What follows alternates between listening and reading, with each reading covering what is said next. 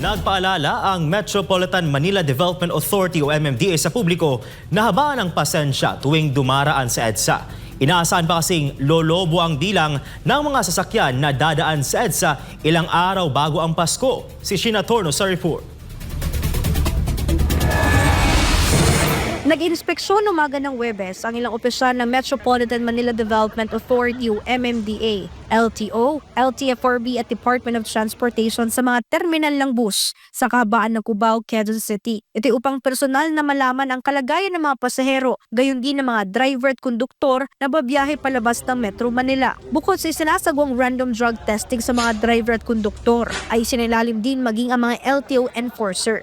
Ito po ay regular nating ginagawa para po to ensure na safe po at konbinyente yung ating mga pasahero, yung ating po mga drivers ay hindi po nakadroga.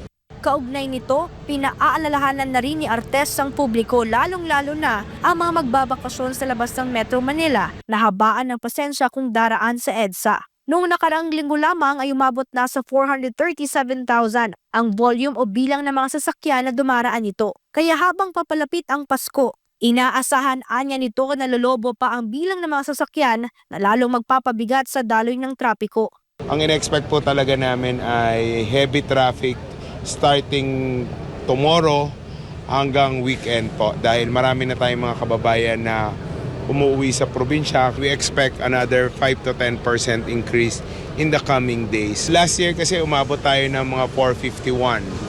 So baka this coming weekend and the coming days, baka ma-achieve po natin yan. Mas mataas pa sa 451 na natala natin. Ipinag-utos na rin ng MMDA chairman sa mga law enforcement agency na huwag nang manghuli sa mga motorista na malit lamang ang nilabag na batas trapiko. Pagtunan na lamang anya ng pansin ang pagsasaayos ng mga daloy ng trapiko. Samantala, pinayagan na rin ng MMDA ang mga operator ng bus na dumaan sa EDSA na lalabas ng Metro Manila ngayong nalalapit na ang Pasko. Para sa Diyos at sa Pilipinas kong mahal, ito si Sheena Torno, SMNI News.